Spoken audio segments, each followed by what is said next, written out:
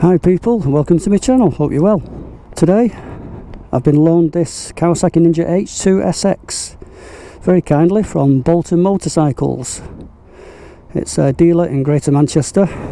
They have 8 franchises across the northwest. I'm pretty sure they can supply you with any kind of motorcycle that you want. Kawasaki, Suzuki, Royal Enfield.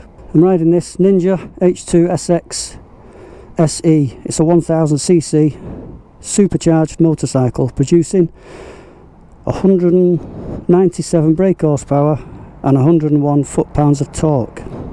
I can't wait to get on it and give it a go. Then I'm going to stop in a little bit and give you a walk around it.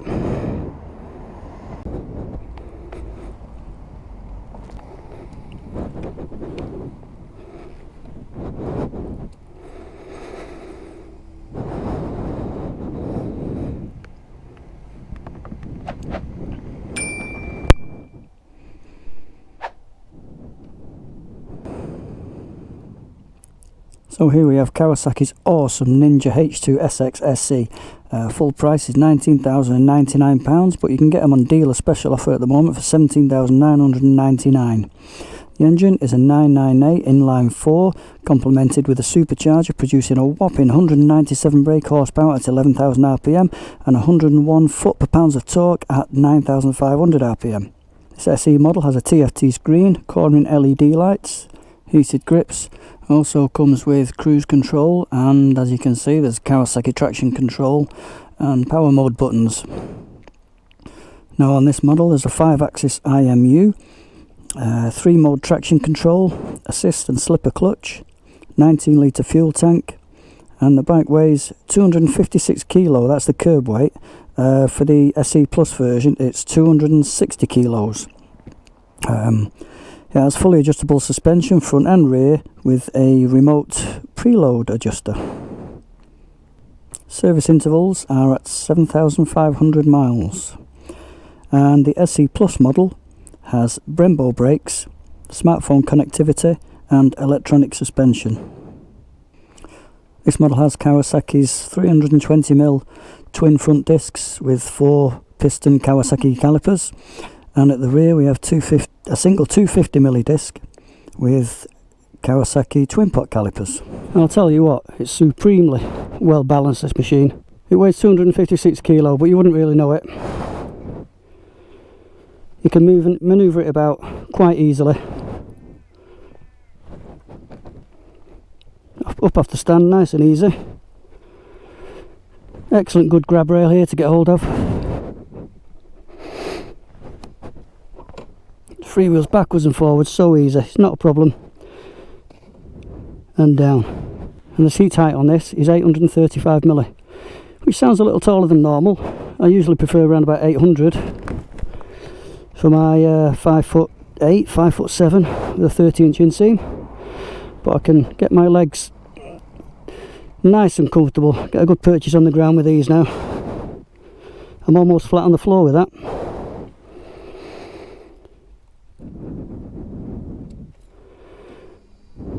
Let's take this bike out for a spin again. I don't want to take it back.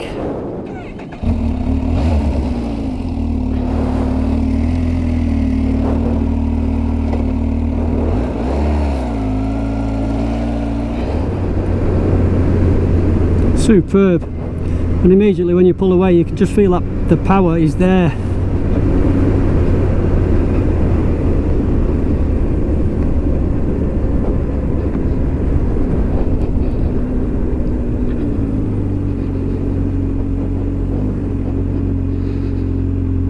Nice and slow, sharp right turn. It's just so easy to ride, it's not what I expected.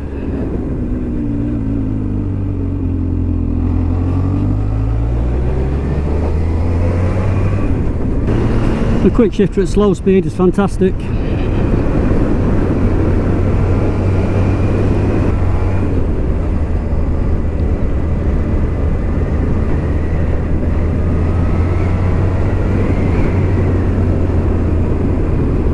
Very, very nice. I'm in 4th. I'm in fourth, going really slow around country roads. The bike doesn't care.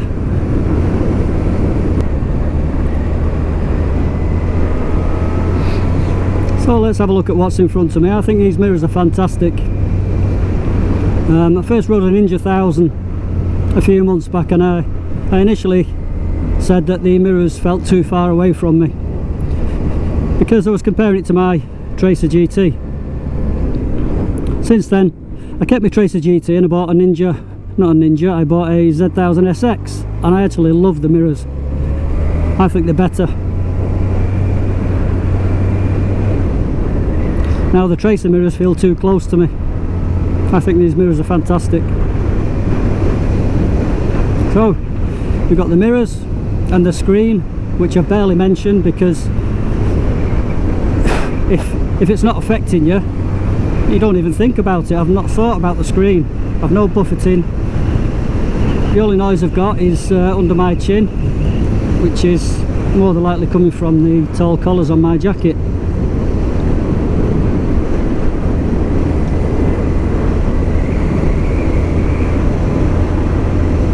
The display, which is customizable, is so easy to read.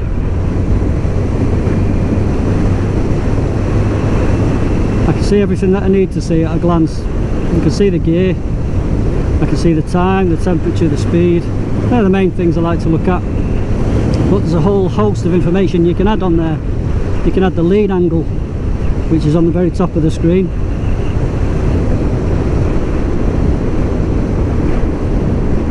G-forces, boost, braking,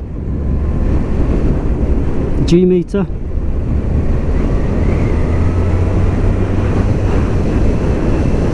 I really like the look of the dash with the analog tachometer and the TFT screen. I think it works really well.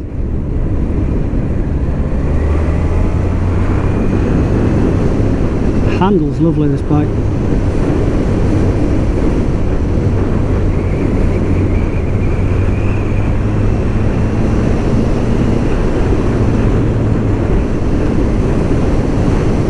I'm no racer, so I couldn't take this bike anywhere near to its limits, but I'm sure that there are bikes that could, that have wallowy suspension, and this one just isn't like that. This one is so sure-footed, fantastic.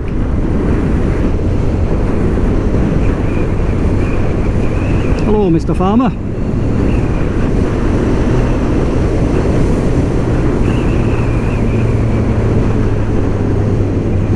Gonna take it for a little spin on the motorway next. 50 miles an hour average. Time to try the cruise control out again.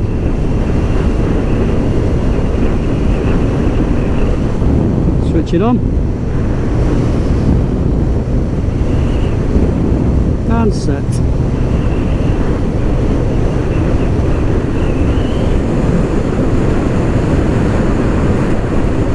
Very nice.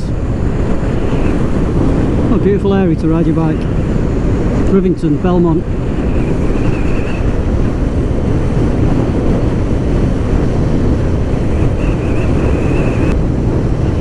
I'm looking down at this bike and I'm just, you know, you get the feeling of quality looking at the parts on the bike and the way the buttons feel under your fingers and the quality of the grips. There's no squeaks, no rattles, everything looks nice, there's no scratches on the bike, and it's quality. As I was saying before, you get what you pay for, and as my wife likes to say, you buy cheap, you buy twice. This is a quality motorcycle, very nice. How would I describe the riding experience? I would say it's sublime. I'm loving it. I've not even touched the cruise control, even coming up to these sharp bends.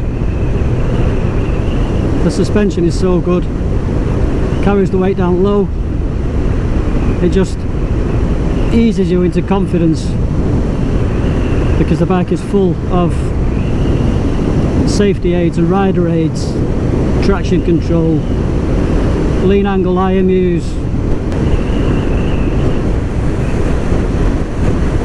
and that's what you pay for. and that turbocharger of course.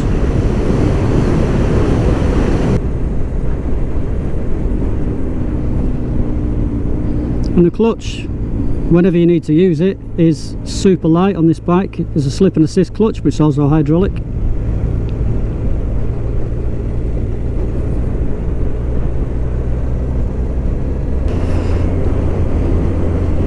On the handles on the back of this bike you can fit Kawasaki's integrated pannier system. There's no extra cages needed, no extra framework. You simply get the panniers and slot them into the handles.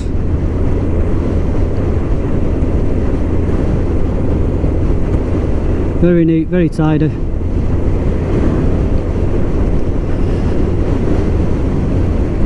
And they complement the bike very well as they're colour coded.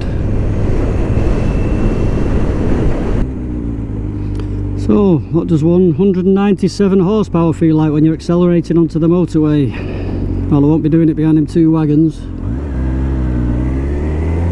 I might just go around once more, I think.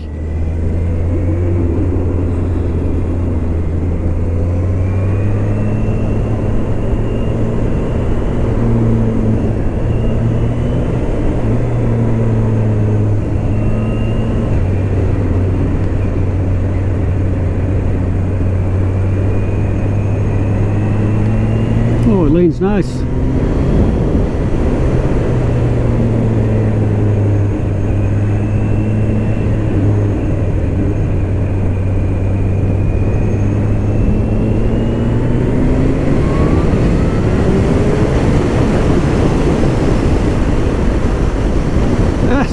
Very fast.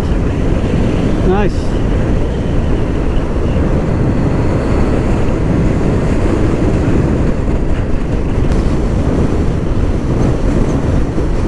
I don't seem to be bothered at all by the wind at any speed on this bike. The screen's doing a fantastic job. It's not an adjustable screen as it is on the Z1000SX, but as I've just said, it doesn't need to be. It's doing a fantastic job as it is. Supremely stable at speed. Not bothered by anything, this bike. This bike doesn't care how fast you go, how slow you go. It protects you from the wind.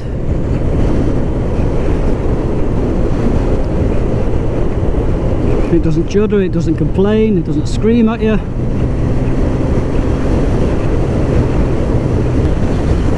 I don't know what the compromise is on this bike, I haven't found it. It's got absolutely everything and it handles everything. For me, the compromise with a sports bike would be comfort and tank range, luggage carrying capacity, pillion carrying capacity. This one does all that. I would say this is a supremely comfortable, supremely stable, very comfortable, no compromise machine that will do all the road riding that you want. All the road riding, all the touring.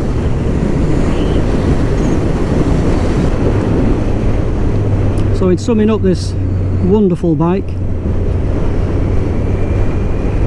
I would say what an amazing machine. The figures that you read about this bike, the figures that come out of it are just disguise the way that it behaves. 197 brake horsepower and 101 foot-pounds per torque. You'd think it's going to rip your arms off, throw your head back and be wheel spinning ridiculously and trying to throw you off at every bend and behaving like a naughty school kid when you're riding through traffic. It's absolutely not. You'd also think that weighing over 500 pounds, it's 256 kilo, that it'd be difficult to move around or difficult to paddle around when you're sat on the seat. It'd be heavy to lift off the side stand. Not at all, not in the slightest.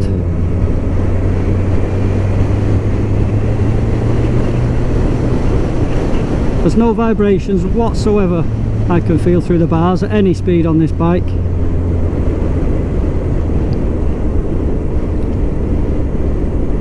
Amazing. I want one. That's how I'd sum it up. I want one. I'd throw my luggage over the back of this and I'd head off down to the south of France tomorrow if I could. I'm pretty sure I could never be a millionaire. I love my Tracer. I like my Tracer, I really do. And I love this. I'd have to buy one of these as well. I could never be rich.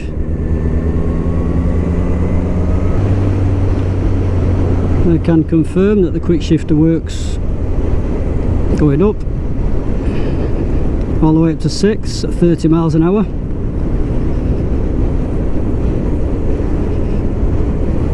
And also changing down. Superb piece of machinery.